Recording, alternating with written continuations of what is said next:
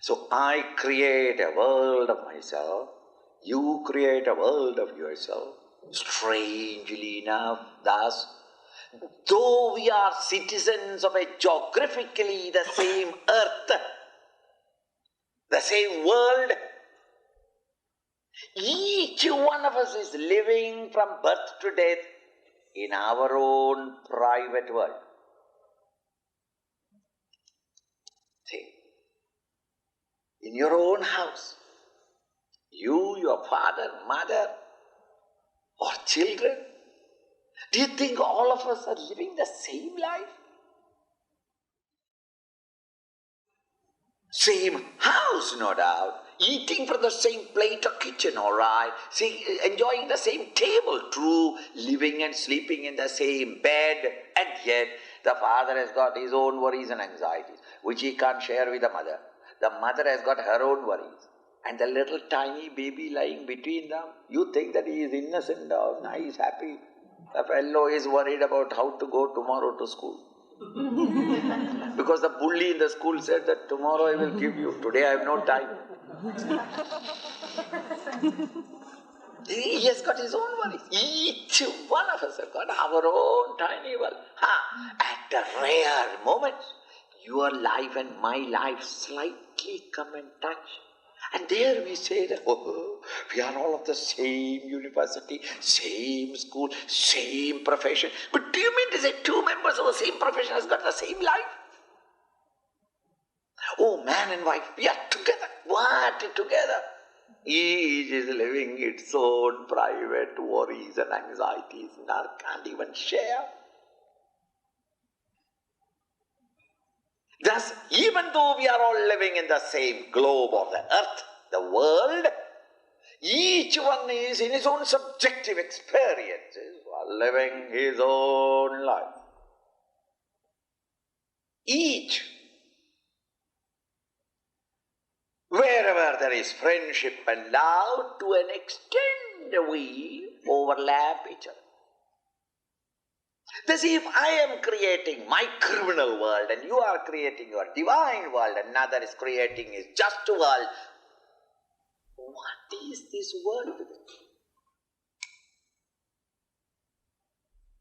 This world as a field of experience, happy or unhappy, war or peace, prosperous or starving or poor, who creates it? Is it not all of us put together?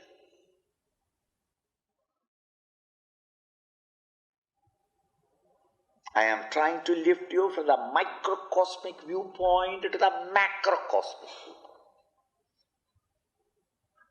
So then, who is the creator? Whom you generally complain, God, I don't know why the rascal has made this dirty world so dirty. True. He deserves that punishment or that accusation from us. Let us accuse him. But first let us know who is the accused. Is it not all our vasanas put together is the world? All of a sudden you may not be able to see the whole world or the cosmos. Look at this hall. This common field of experience this evening for 1 hour or 2 hours. Created by whom? Kumar may in his mind think that I organized it. Mrs. Kumar has no doubt at all what Kumar can do. I did it. Yajña committee says committee did it. Chinmaya Mission West says we are the behind the matter. What are you talking? The poor Swami thinks that is because of me the camp is going on. Each one of you think that it is me the cause for it. In fact, can Kumar alone do it? Can the Swami himself came, but if you did not come, what camp will be? All of you came, but Swami is not there, then what is the use? Swami and you are there, but there is nobody to run about from morning till evening and get exhausted. If a Kumar is not there, what can you do? When Kumar is there, you can sit back and say, room is not clean. Kumar, room is not clean. And Kumar runs about. What I meant was, you have the vasana to listen to spiritual things and grow. I have the vasana to explain it, and I find a happiness in it. We all join together. Therefore, this peaceful hall for 2 hours. Think. Any one of you at any time feels, what, you're talking nonsense, Gita and all that. Let us have a cup of coffee. Why? His Gita vasana is less, coffee vasana is more powerful. The fellow goes up and goes away, isn't it? Hey, it is not his fault. Nobody asked him to exile him from here. We want all of them to come here, but they won't come. It is not their fault. They will go to Gita talks only when there is nothing else to do. Yesterday and day was today, Saturday, Sunday. I thought that what is there? Nothing here in Pukupsi. Let us go. That Swami has come. Let us go and see the fellow. Thus a new specimen of an animal has come in the zoo. Let us go and see. Show the children also. Today none of them is here. Why? We didn't ask him not to come.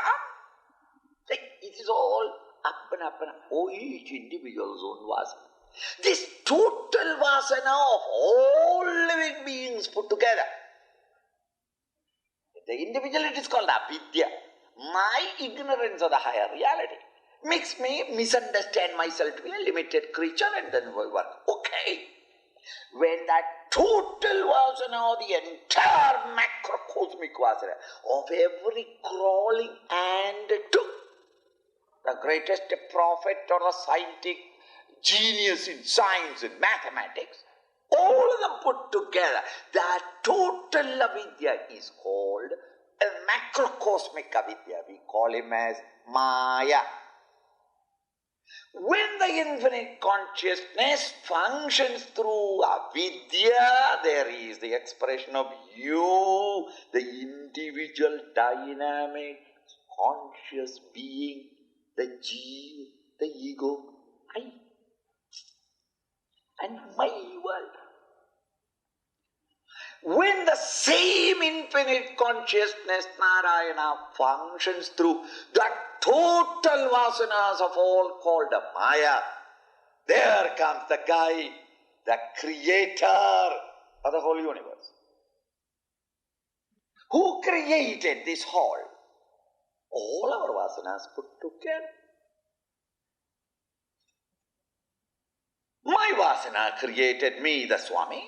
Your vasana created what you are, and his vasanas him.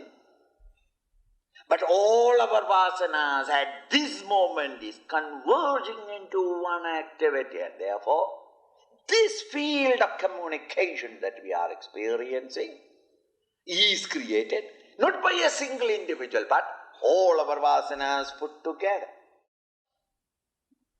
See? Now start criticizing. I don't know why the God created this. Whom are you complaining? The Lord did nothing.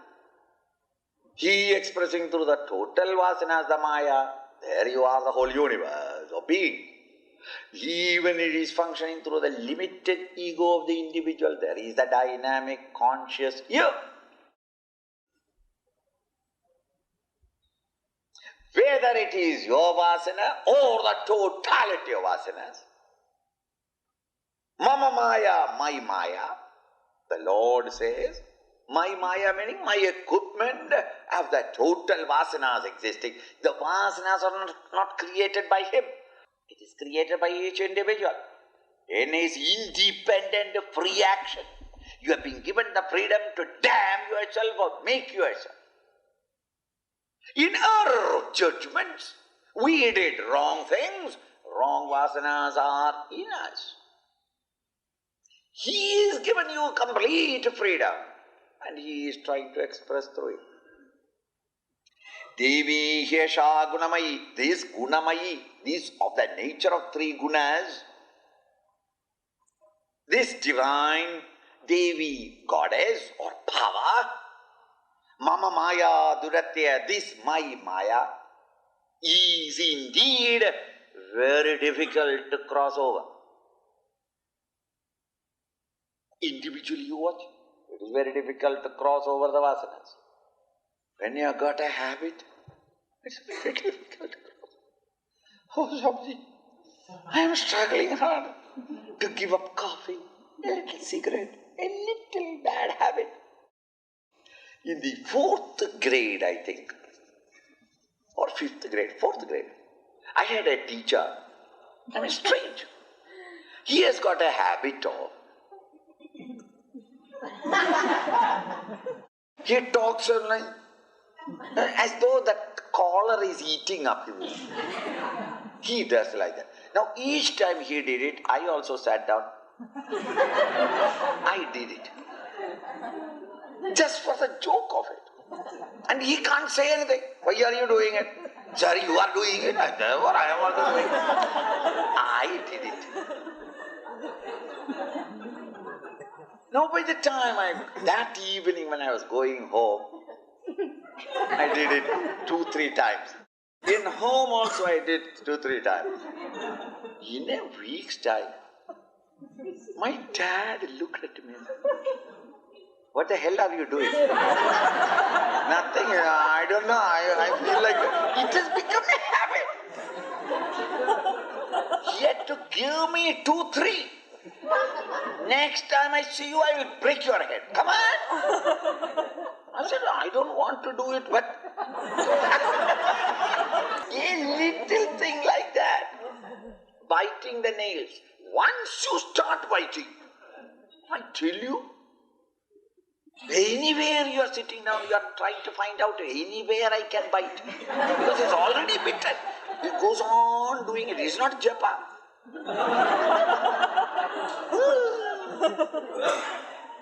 It's a little. You 10 days, you do some funny thing. It becomes a habit.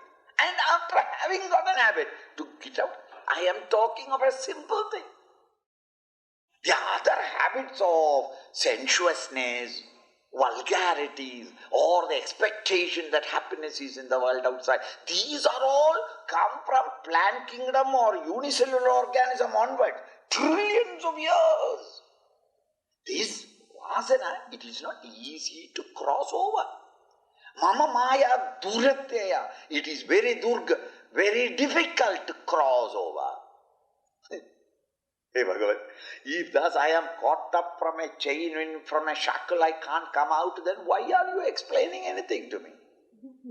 Say that it is my destiny, suffer, eternal suffering. No, there is a method. And what is the method? Mameva ye prapadyante. Whoever he be, he who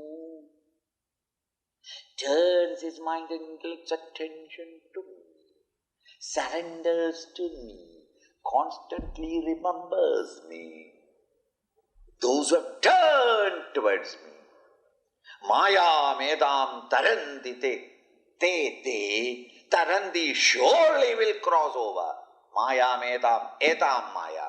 All these vasanas you can cross over because when the mind and intellect is thus held in hushed expectation of silence within, in those moments of deep meditation upon him, our vasanas get burnt. It is not a question of each one must get expressed out. Left to itself, everyone will come to express itself. But when the seeds are burnt, nothing can grow out of those burnt seeds. Similarly, these vasanas, which can sprout as a desire and agitations and whip us into the world of objects outside, all those vasanas can get burnt up in the heat of quiet meditation.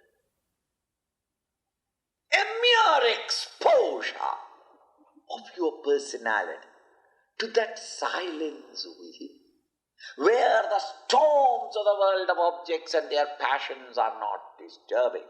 Relative, I'm not saying that no, utterly quiet mind, even relatively quiet mind when you expose it, to that extent, mountainous quantities of vasanas that we have gathered from the very beginning of our evolutionary pilgrimage, all of them get back.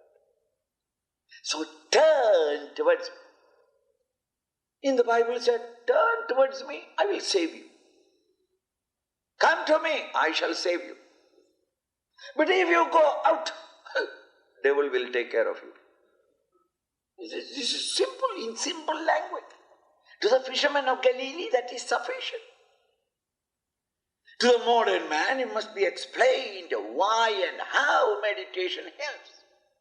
Maya metam tarandite. Indeed, such people, they do cross over Maya, over the delusion in them, when they turn their attention towards me. Continue.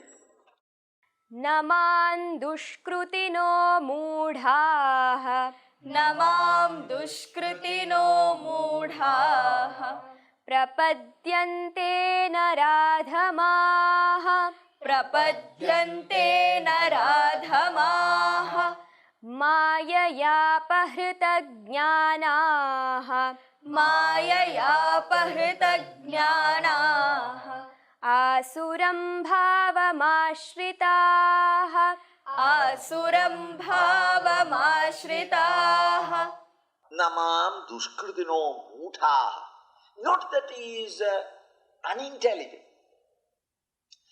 Mudha means fool.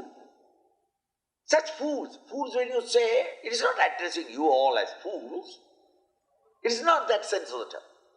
You and I who have got the discriminative intellect in us, but we refuse to apply it in this particular direction, that you are behaving as though you are a fool in this affair.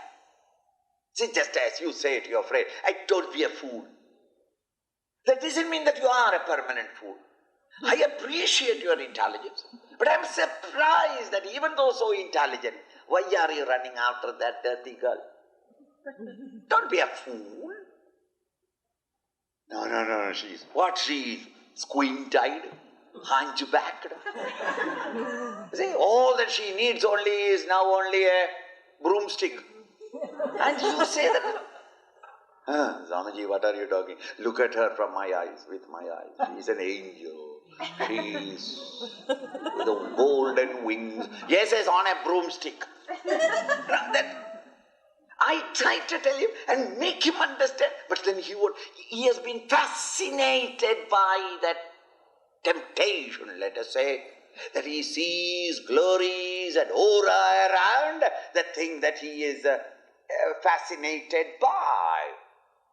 At that time, in order to shake him, we say that don't be a fool, don't do that, don't be a fool. Thereby we are not condemning him, but it is a loving warning given to him that you have the intelligence and ability, I am confident of it, but you are not applying it in the right direction. In that sense of the term, mudhaha, fools, dushkritinaha, therefore they start functioning in the world outside, evil. Why?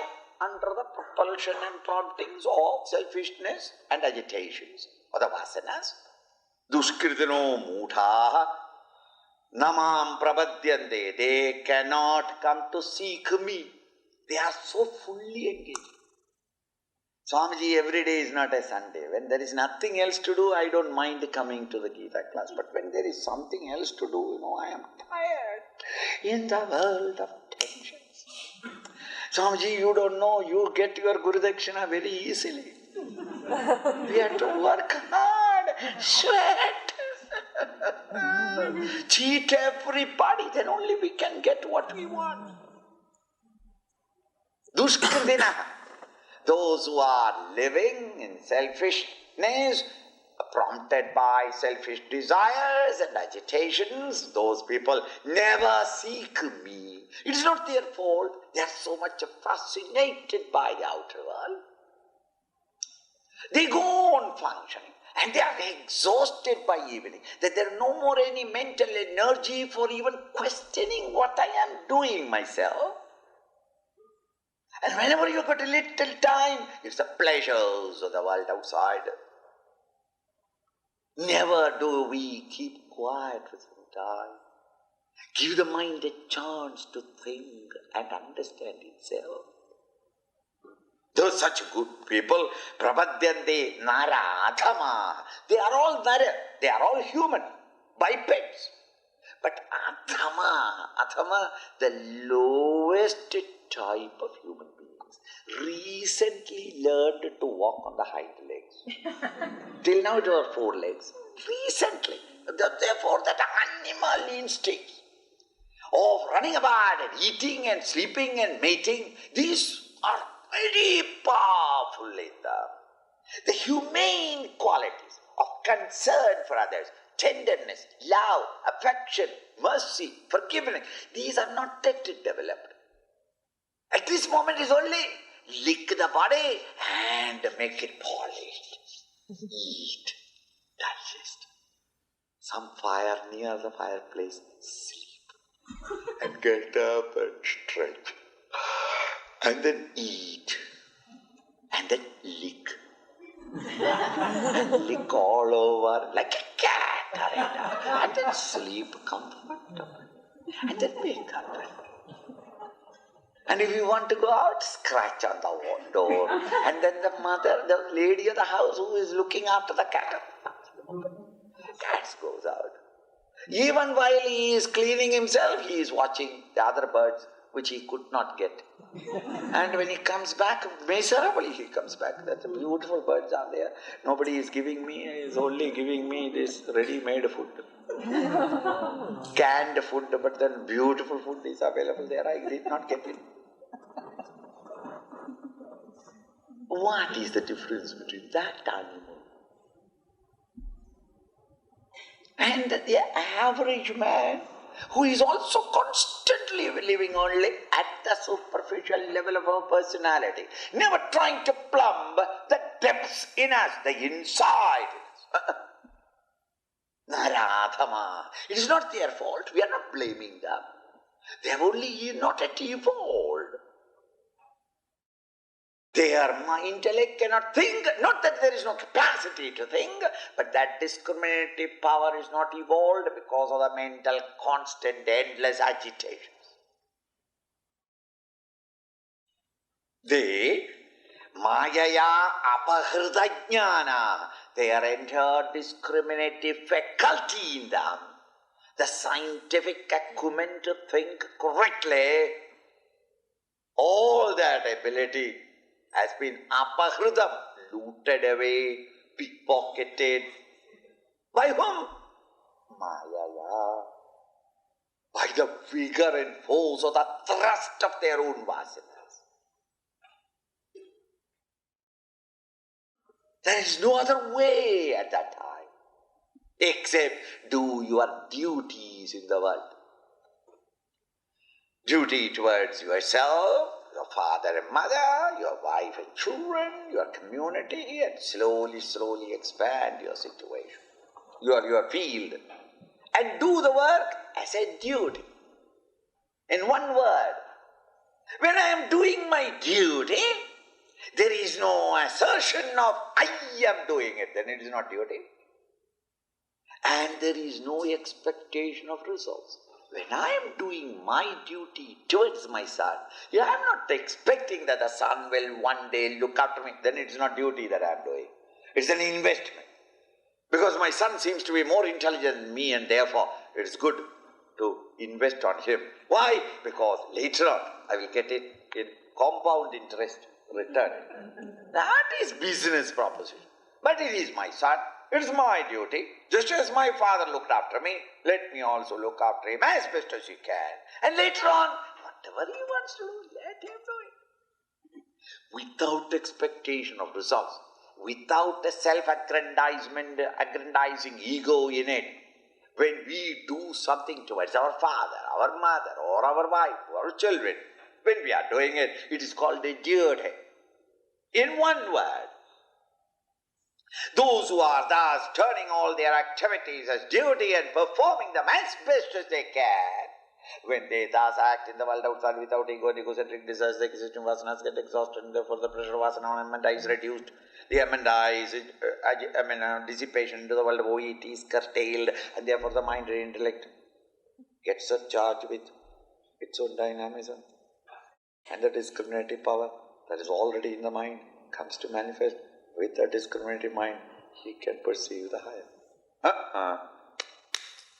But at this moment, nothing but endless vasanas. One after another, desire after desire is rushing. And therefore I am interested, I am involved totally 24 hours or 365 days in the world of acquiring, possessing, aggrandizing, embracing, indulging, enjoying the world of objects. In that madness, a Swami comes and says, Gita, why? It's my drinking time.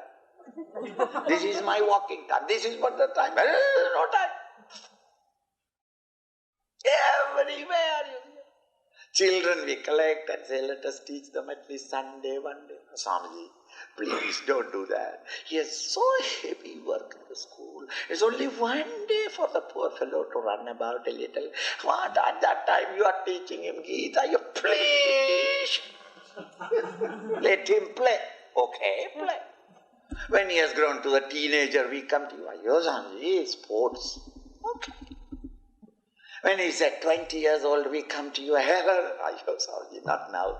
Because, I am having a date with a girl. Okay, date, have it later. And the date improves and grows on into engagement. Okay, engagement. By the time I got a job, now Sunny, at least now, Swamiji, what can I do?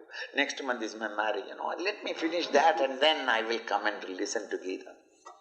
Marriage afterwards, will you listen? Swamiji going for honeymoon. Okay, Swami waits. After honeymoon, Sunny, let us read Gita. Swamiji, how can I do it? He reports that is already. When that's over, it's a very, very anxious time we are having. Okay, we wait. The child has come out. The moment I hear that the boy is born, I go there, congratulate them and say, Beta, now let us start Gita. Swamiji, Gita. I thought that after delivery everything is over. After the delivery my work has started, endless delivery. I have to go to the shopping and coming back and the bottle is not there and the nipple is not there, milk is not there, just hold the baby. Endless one. Let him grow up a little, then we will do it. After that, a fellow grows up, is it all right? Another time. It goes on until at last, too old, retired. Bhaiya, let us read some Gita. Kya, Swamiji, I should have done it in the past. Now the back pain. I can't even sit down, back pain. Cancer or stomach ache or whatever it is. After all, old age disease comes. Swamiji, I missed the bus. I should have studied. I remember you told me that. If I get another life, I will do Gita first. I will study. You won't. You will still repeat the whole thing only. This is Jñāna. Not that he has no discriminative power, but it is temporarily not available for him. Drunk with his own vasanas, he lives on. Asuram bhavam ashrita. And thus he expresses in the world outside. Undivine. Surya, divine. Angel. Asura, undivine. Unangelic ways you live in the world with no love and concern for others. Only wanting aggrandizement and my pleasure, my family, my husband. Thus he lives, poor man, not having that poise of the mind to understand the potentialities that is so divine, that is inherent in every one of us, that we can bring it out for the benefit of ourselves and for the glory of the society or the world. Alas, he is not able to understand. In case you understand a little and turn your attention a little towards me, the vasanas will start destroying itself and your intensity increases and the cycle will ultimately end in coming unto me and realizing me. But average man will not do it. Forced and compelled by the throes of the vasanas, he is not able to do it at all.